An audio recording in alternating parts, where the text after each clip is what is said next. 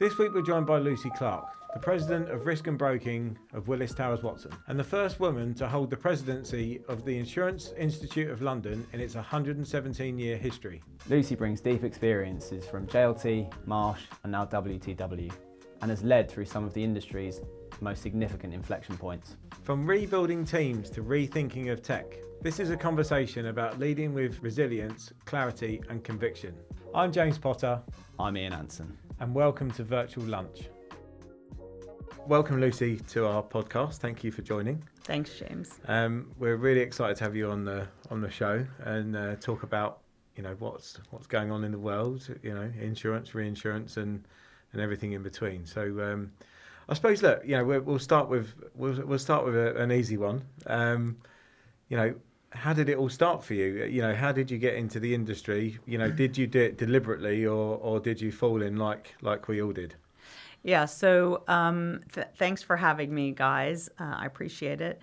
Yeah, I fell in like we all did. I'm originally from Texas, and during school I worked at a business doing secretarial duties all through university. And when I finished university, I didn't really have a plan at all. And the people I worked for turned out to be an insurance broker in Houston.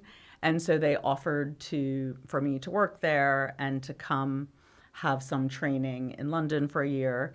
And, I don't want to make it sound like, I'm so adventurous. I went to London. My parents made me say yes. Like I said, no, why would anybody want to go to London? And, but anyway, my parents made me because I had no plan.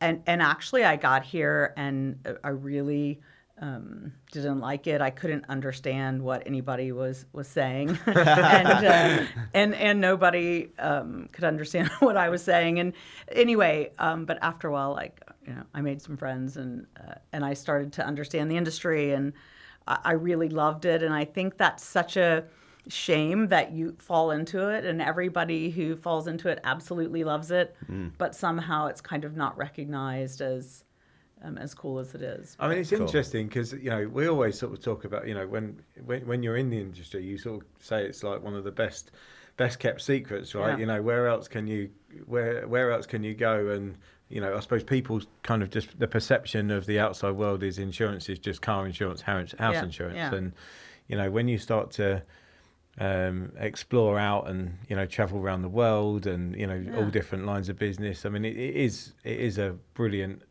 business to be in, and I just think it's, as I say, it's the best kept secret in my world. For sure. There's quite an interesting opportunity now, veering off topic straight away, but the kind of levels of, or the best recruiters of graduate talent have always been the kind of big four audit firms, haven't they? Like they're super good at hoovering up graduate talent.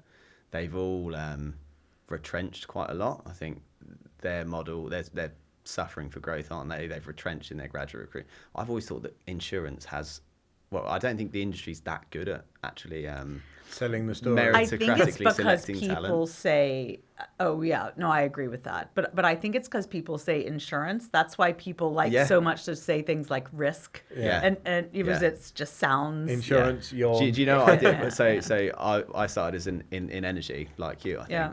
And I was 23, I guess. And when I started working insurance, I was single, and I realised that if I wanted to meet women in bars, I had to come up with a better story with insurance. So as I was in energy, I just used to say energy broker. I went with that. Yeah, it didn't really work either. To be fair, you need more than that. Sounded better. Than it got 2 minutes longer on the chat. Yeah. No. I used to say, "What do you do?" I'm in oil and gas. I thought probably that wouldn't sound so cool. It's less cool now, isn't it? Yeah, oil and gas. We have to be ashamed of that. It used to be cool. Well, you say that, but obviously, latest sort of positioning at the moment seems to be, it's okay again. It's in vogue again. Well, what did you make of that? I heard one of the emails that really stood out to me in my recent pat leave was around Patrick Tiernan and Lloyd's kind of softening the stance that the regulator's going to take on ESG and coal generation. You were from the energy market, weren't you? I don't actually think he's softened it. I think he said it out loud. I think that's it. Yeah. Okay. I think that was the stance, and he's been clear about it in his way, and I think that's better than not being clear. So they're a regulator. Their people in Lloyd's all have their own strategies and views, capital, and they should make their own decisions. Yeah, for sure.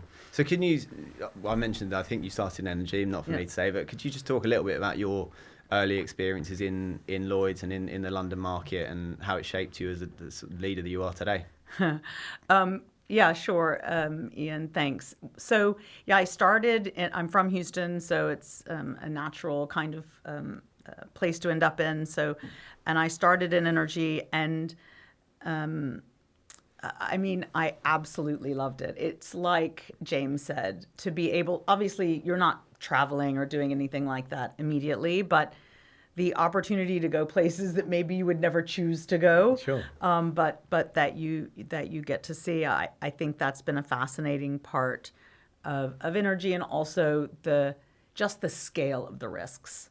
Yeah, was just fascinating, and to me, getting the chance to put programs together with those kind of multi-billion-dollar requirements, I think that was the best part of it. And I had no idea really that, because I'm sort of a tribal kind of insular person, I was really surprised to hear there was other stuff outside of energy.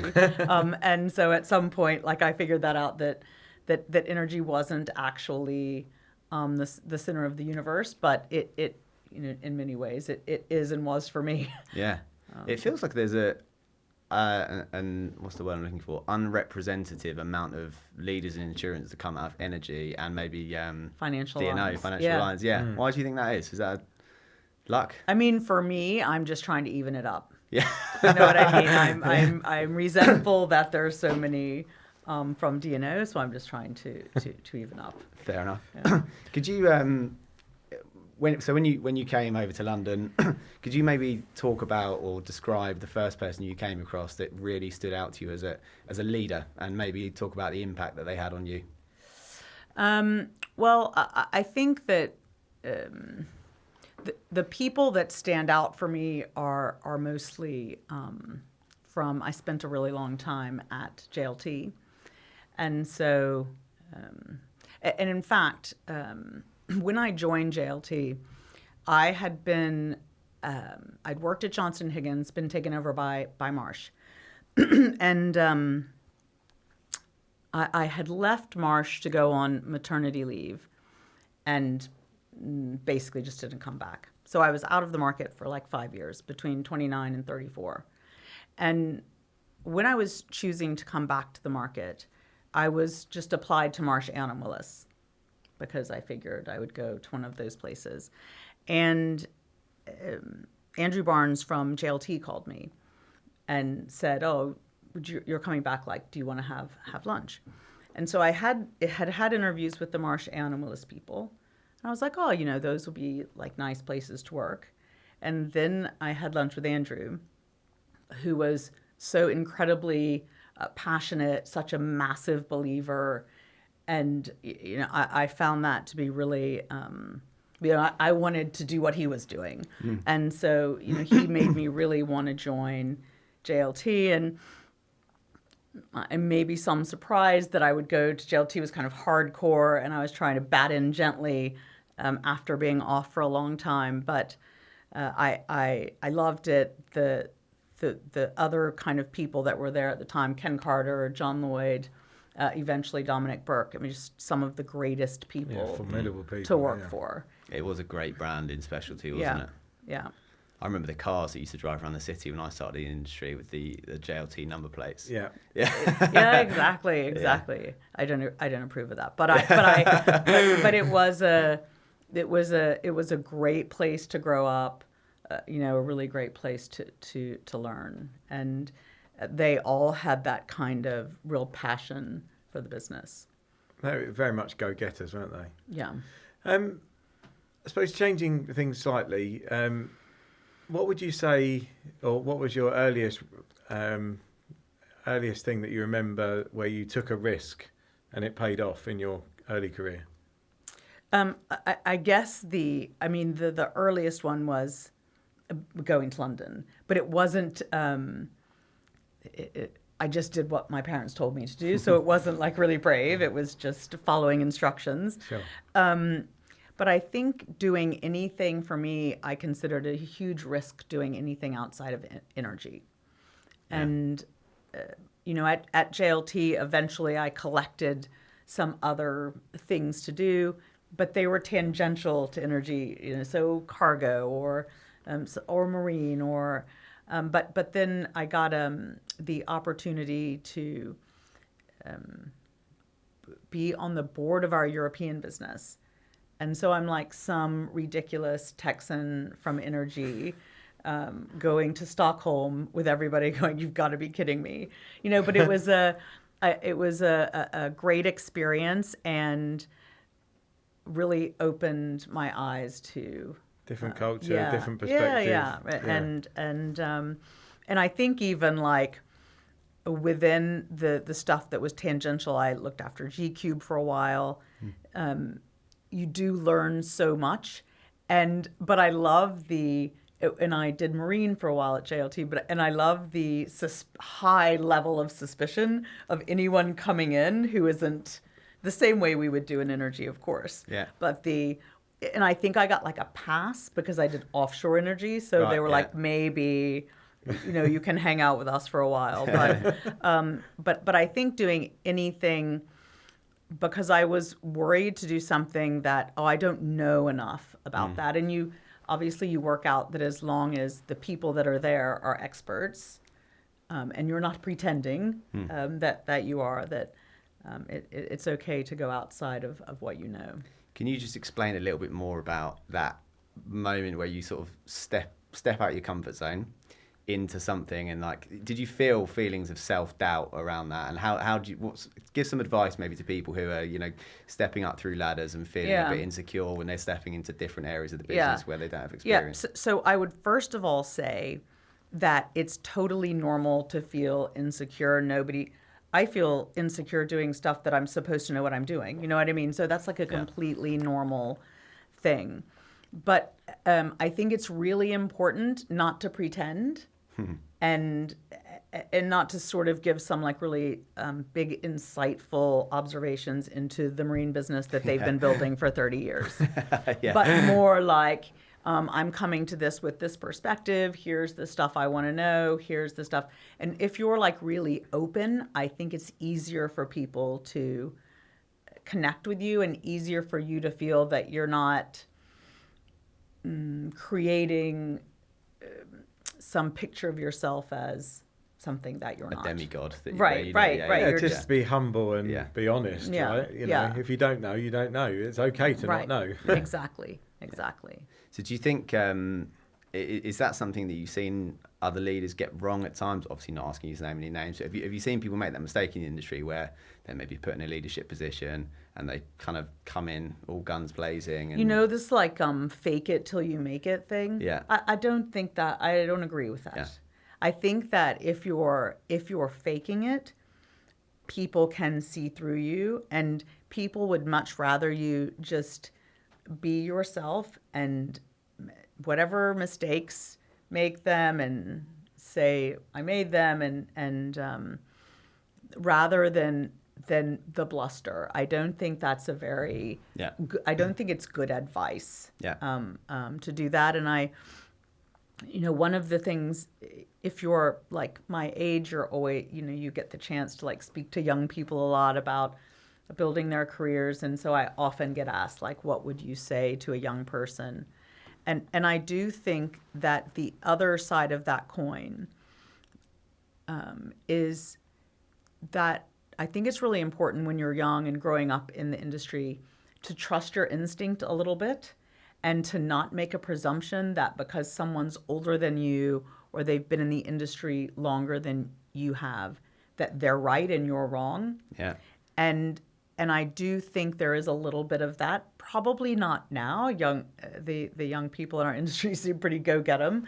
But I remember feeling I don't get it. Like, I don't get why we're doing that. But I wouldn't maybe ask. Yeah. Or it took me a while to be brave enough to ask. And I think for people, you know, you have to remember when you're growing up in this industry, you'll be in it for a long time with the same people.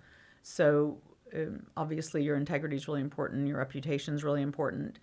And you've got to ask questions when you feel like it's the right thing to do. So yeah. So on that train then, as a leader, do you value fresh perspective? You know, there's a lot of young people in the industry, like you say, fresh pairs of eyes. They ask different questions. They see things that maybe people don't.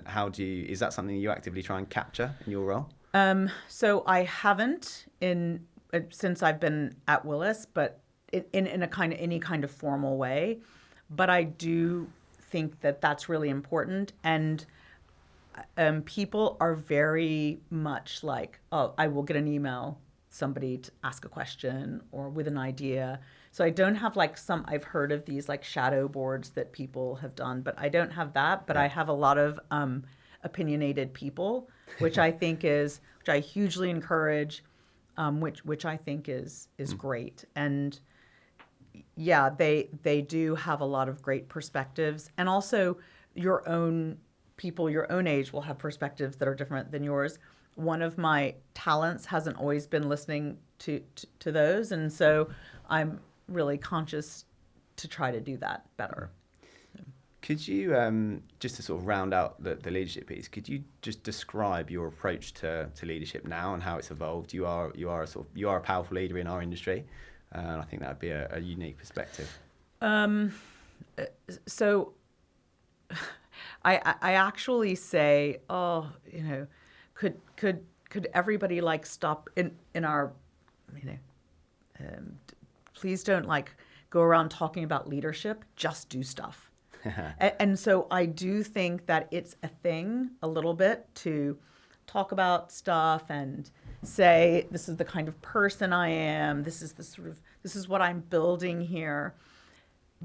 And I think that's important, but I think it's really important to do what you say you're going to do. Yeah. Keep moving the ball. Yeah. And I feel like there's a lot of bluster in not in our industry, in any industry. And I think it's really important to keep yourself tethered to why you're doing what you're doing. And we're always reminding ourselves to reground. And we're doing this because we are trying to make this we're trying to improve the experience that our clients have. And is this strategy doing that? And is that strategy doing that? And lift your head up and look out and make sure that we're doing things for the right reasons. Yeah. So I think that I'm, I don't think that I have some special style, but I'm very myself. And at first, especially in London, I thought maybe I had to be different or more formal or get my like English accent. It's good to be you, right? Yeah, I think people like that. But people don't. People are fine with whoever you are, and there's lots of examples of leaders across the industry and other industries. Some people are super introverted. Some people are really extroverted, and it doesn't matter as long as you're not faking it. Yeah, for sure. And I think that people can get on board if they think you're doing stuff for the right reasons. If you're explaining what the reasons are, they might not agree with you, but if they understand why you're doing things, I think they'll back you. Yeah, I think it's a great message, especially you represent a very large business and experience in very large businesses. We're in a kind of more agile, maybe like smaller entrepreneurial business, but we always talk about leading with action, right? Taking action.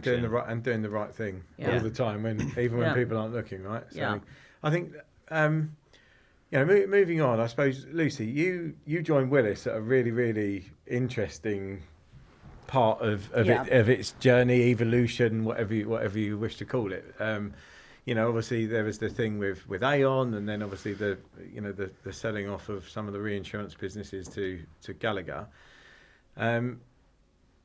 what's next? You know, what's in the sights? Obviously, there's been lots of publicity around Willis Re and Bain Capital. That sounds really, really exciting. You know, I think it's probably you're probably one of the only businesses out there that can really pull this off now. Yeah. You know, and with a great pedigree to work with. Yeah. So let me just talk about Willis for a second, and then I'll touch on Willis Re. I think that James, the situation that you describe about what Willis went through with Aon, to me that was probably that's probably largely the reason that I came here, because I was so kind of horrified to be sitting on the sidelines watching that play out. And I had been, a really big baby when Marsh acquired JLT. And I sort of looked at what was happening at Aon and Willis thinking, my God, like we're so lucky we got acquired by, such a benevolent organization who worked really hard to welcome us, where it looked like Willis was just being, really suffering. And particularly in the aftermath of the deal being called off. And one of the things that we did, that mini brokers did, was, wow, there's all these great Willis people, let's just go hire them, because, they're not going to stay there. Mm. And we did, and other people did. And but so I spoke to people at Willis that I wanted to come to Marsh, and some of them came and some of them didn't. And the ones who didn't, I was like obsessed with these people. I was like, what kind of person makes the choice to do something really hard when they can do something really easy? Sure. And just walk away. And those people who decided to stay, who decided to just dig in, I was totally blown away by that kind of person and that kind of place. And I had this thing in my head about it ever since. I want to hang around with those guys. That is incredible resilience for people to, the sort of things people were saying about Willis, the press every day, losing clients, losing people, and just the people who were like, nope, I got clients to look after, I got people to look after, I got my eyes on the horizon, I'm just, and so to me, I think I could see what, I'm not saying, oh, aren't I clever, but I felt like they were working so hard and really getting traction and moving, and it wasn't being recognized. And I felt like that they were doing something really cool, and I wanted to be part of that. So that was the real attraction of Willis for me. In terms of Willis Re, so I'm only a board director of Willis Re, and yeah, I think it's a very once in a generation opportunity to do something really fantastic with that business. And a lot of people say, oh, what are you going to do different this time? There was nothing wrong with what happened last time. It's just not here anymore. Yeah. And so, that remains a great business at Gallagher. And to me, there's a lot of really, really hard things about this Greenfield site business.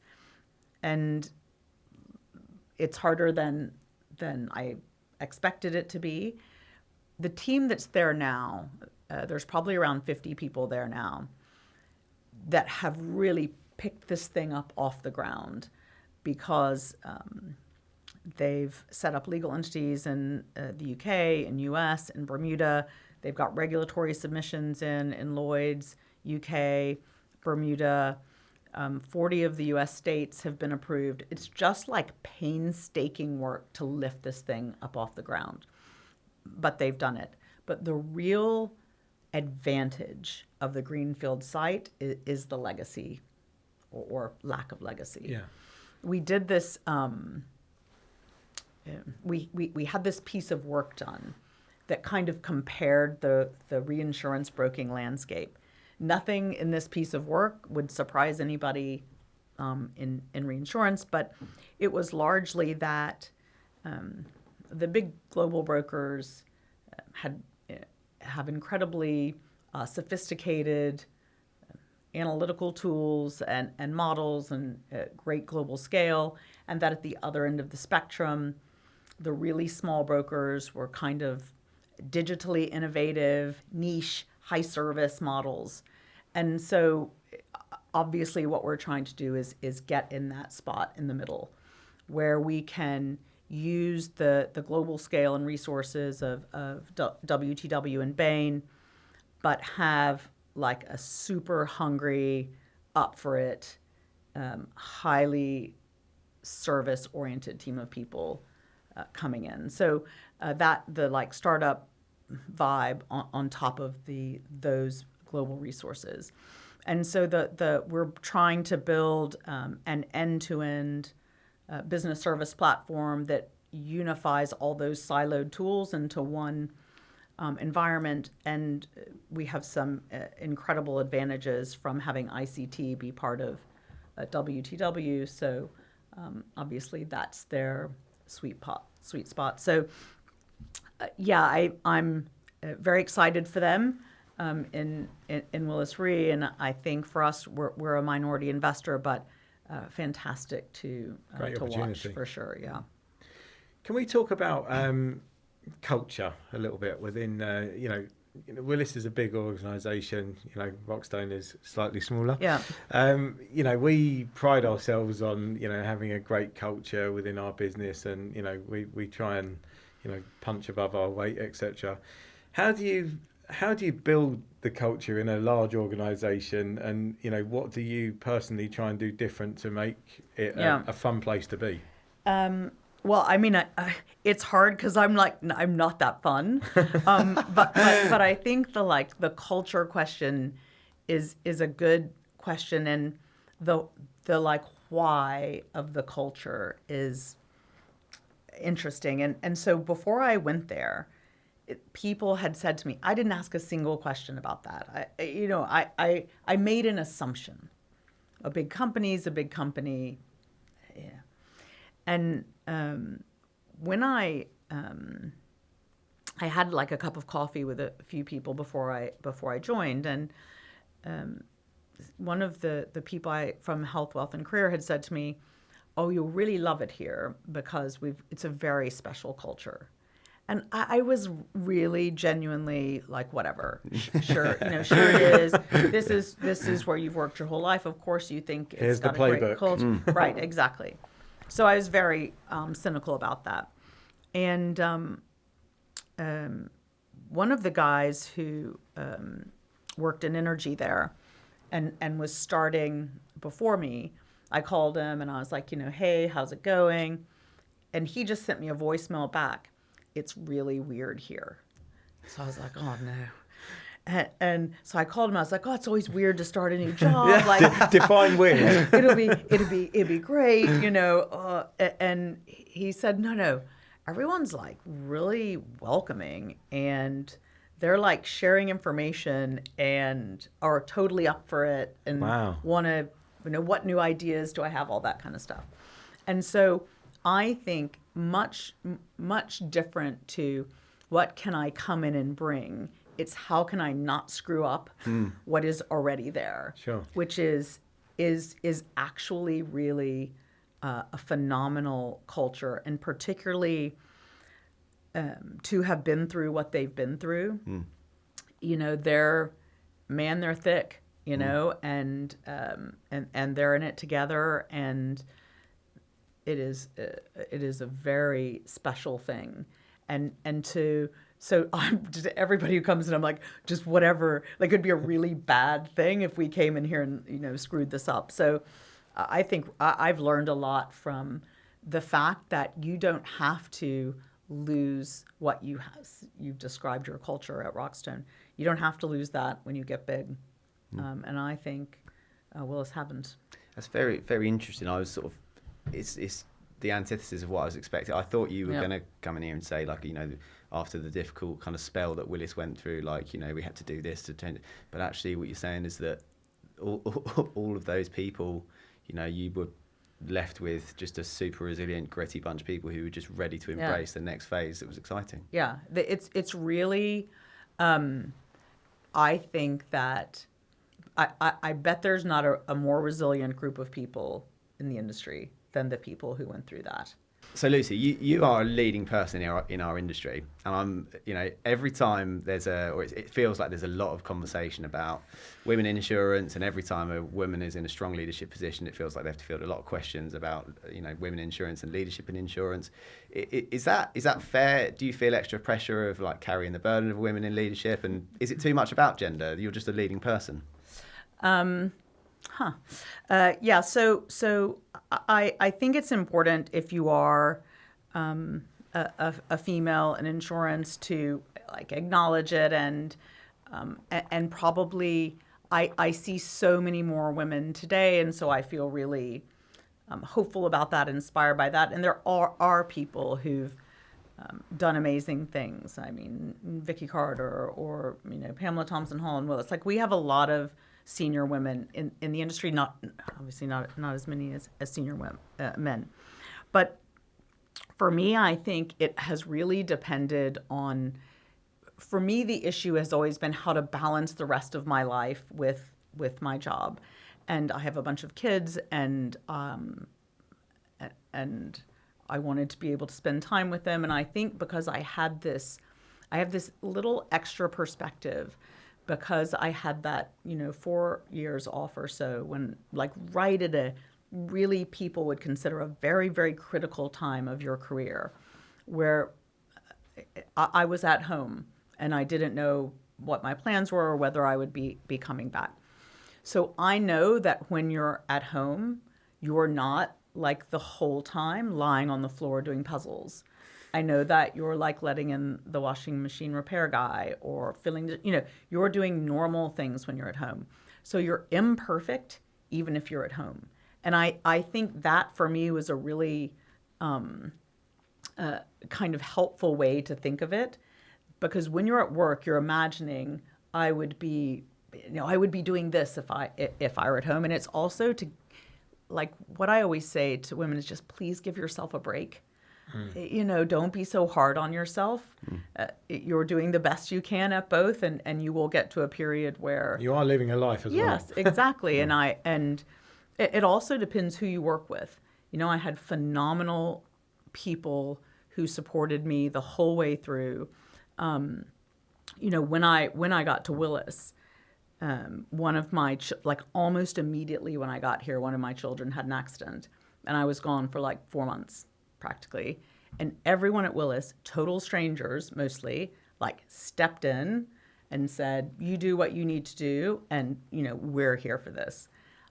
People, your team is critical, and I think that that's a little bit unfair because everyone's team maybe isn't like that. But to me, it really matters who you work with, who's around you. And a lot of things I hear are that people don't feel they have the support to do what they need to do. And I think if that's the case, got to get it out there. Yeah. You need to talk to your team leader about it, or maybe you're in the wrong spot. But I think that it isn't all about policies. It's really about working with people who get it. For sure. Cindy, I've just had my second child, as you know, and I was thinking about even in the last, I guess, almost 5 years, the change in what's expected of me as a man at home. Yeah. And how that differs maybe from, my parents' generation. Yeah. And I feel like that's important. At Rokstone, we're lucky because, James and David have both got, families, and James has got young kids. And it's really accepted that as a man, I got things to do. I got nursery runs, and I feel like maybe in previous generations it was just assumed that the men would come straight back to work and not be doing any nursery runs, not traveling straight away. Yeah. And I think that's a cool thing that expectations have changed, and people are more sharing it a bit more, and so hopefully that takes the pressure off women a little bit. For sure. So moving on to MGAs, obviously Rokstone. Yeah, obviously that's the natural. It's our podcast, right? That's a natural segue, right? Exactly, yeah. So moving on to MGAs, I think we would argue, the MGAs have come on a long way. I refer to it, there's MGAs and MGAs. So I'm really interested in your perspective of how MGAs have evolved and how they're playing their part in the value chain. Because obviously, 10 years ago, if you weren't a US MGA, it was quite a dirty word. Whereas, things have improved a lot in the UK and there's a lot of MGAs now. Yeah. So I think that I'm one of those people who was definitely like, this is like a really cute little like flash in the pan trend. Let's not get too worried about it. And in fact, why are we doing some of the things that we're doing? And I think I need to say, with the exception of G-Cube, which I thought was my first experience of.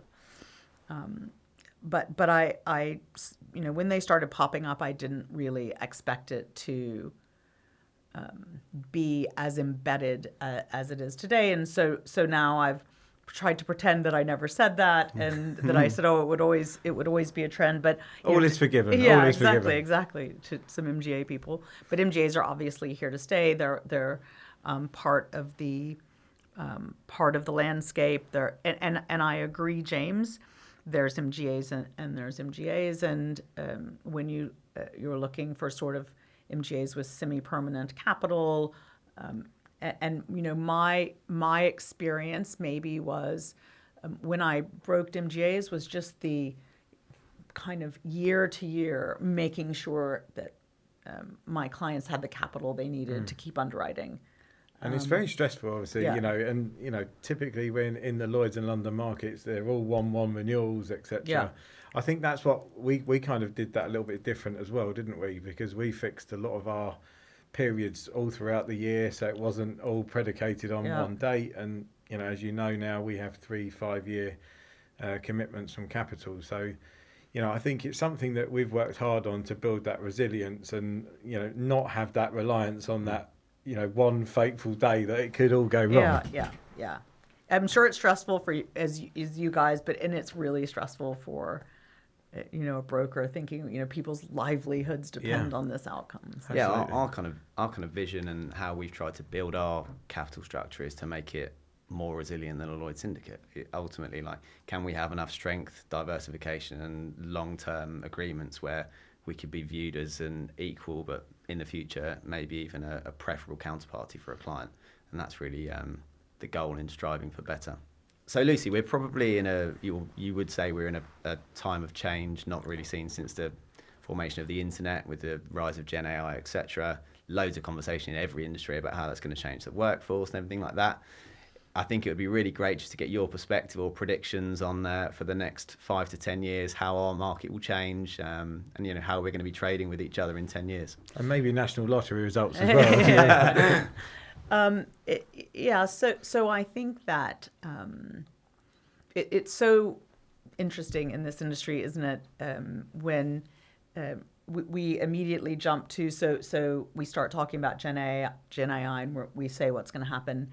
But yet we can't issue an invoice today, with it. I mean, we have some of our processes are very, very old-fashioned, and we have so many different systems that are unconnected. We have so much unstructured data, and so I actually think the biggest thing that will happen is that we will stop talking about it and actually be trading digitally. And that shouldn't be that big of a leap, but from where we are, I think that it is. So I don't think that humans will be out of it at all. I think that humans maybe who don't use AI might might be out of it, but you can tell when if you hear somebody give a talk and it's been written by AI, Yeah. you know It's that got it a certain has. tone. Yeah. You have to use it to speed up what you're doing, but the insights and the strategy, I think it's really important that we don't just back off from that and let ChatGPT do it. How does it make you feel when you read an email from somebody that's obviously been written by ChatGPT? My assistant Carrie has been using it to write her emails, and I'm really proud of her too, because it makes her super nice. So like she's had like huge success with it. She's really happy with that. But and I think that's a nice reason to use it. But to me, it's what do you actually think? Yeah. But just in terms of predictions, a digital marketplace, clients have invoices at inception, clients have policy wordings at inception. We have people understand what they're buying, people get their claims paid quicker. It should just dramatically improve what it's like to be a client of this industry. For sure. Just one other question before we wrap up, or do the wrap up questions. Can you give me, so there's a personal question actually. So I'm recently put into a leadership position. Give me one piece of advice. Okay. Oh, I have so many. No. We could be all day if you want. No. I think that it's really important in a leadership position, actually in any position, to be able to communicate. And I think it's really important to do that with an absence of silly either insurance jargon or any kind of corporate jargon. Seriously listen or read anything that we put out in this industry or people put out in another industry, and a lot of it is really just nonsense. You have to actually ask, why are you talking out loud? Strip it back to the message that you want to give, and just say that. You don't have to square any circles or do any deep dives or all that stuff. It's a great piece of Just advice. like, you just know what you're saying. What I say is that let's say you have a really smart grandmother, and what you're saying, would she go, oh yeah, I get it? Or is she like, why is he talking about leaning in and what, just like, just speak in a straightforward way, I think. Yeah. I think people hide behind jargon a little bit, don't they, for insecurity. Yeah. So we've got a few questions that we'd like to ask all our guests. First question would be, if you could go to lunch, obviously we're called virtual lunch, if you could go to lunch with anyone, who would it be and why? So I think for just considering the industry we're in, the classic answer, and definitely my answer, is Warren Buffett. I'm a huge, kind of fangirl, and I think that what is amazing is not just what he's achieved, which is of course unbelievable, but to achieve it and his feet are on the ground. He's not still has his burger every day. Yeah, he's not got some weird fragile ego. He's not taking his private jet everywhere. He's been counter-cyclical a lot of times and chosen a different path. And I think that just takes incredible inner confidence.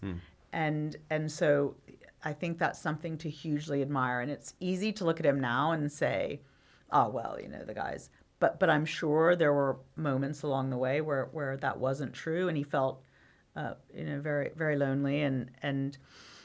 So I think for us, like, what a lucky person to have, in our industry. And if your kids think you're uncool, well, for lots of reasons. But anyway, if one of them is insurance, and then I went to something where Warren Buffett was speaking, and everybody was like, wow, that you get to go hear Warren Buffett. So I think he's a little bit of a hero. Incredible choice. Yeah. So where are you taking him then? So it's Warren Buffett. What's your favourite restaurant? And what would you order? we know he's having a burger. So. Oh yeah. Oh yeah. Oh, that's so great then because I can take him for like a cheeseburger somewhere. Yeah. I think I would go to Diner. I think it's called Diner in Curtin Road. Okay. Yeah, they've got good cheeseburgers there. He'd be really happy. Nice. We'll put that on the list. Yeah. Never been there. So last one then. So if you were starting insurance again tomorrow, one thing you'd tell yourself? I think I would just say calm down. You know, it's not that. I think everything, little thing for me is a live or die thing. Have I finished the top layer on Woodside on time? Have I done this? Is the price right? And the thing is all of these things get done, or why are all these people leaving, or all of the things that happen that you feel so intensely, like it all moves on. And I think it's also important to remember momentum. It's so powerful, bad and good. And when you're experiencing bad, you have to remember that it won't last forever. And I think you can't put your feet up, you know, when you're experiencing good. I love that. I'd love to talk hours with you about momentum just as a thing, but that's kind of all we got time for. I think I can speak for Ian on this one. This has been super fun. We've had so much. Thanks, guys. Thanks for a really good me. time having you on the show. Thank you very much. Yeah. And look forward to seeing you again soon. Very good. Thanks, Lucy. Thanks, Lucy. That's it for this week's episode of Virtual Lunch. Subscribe now so you don't miss an episode. We'll be back next week. Same time, same table. See you then.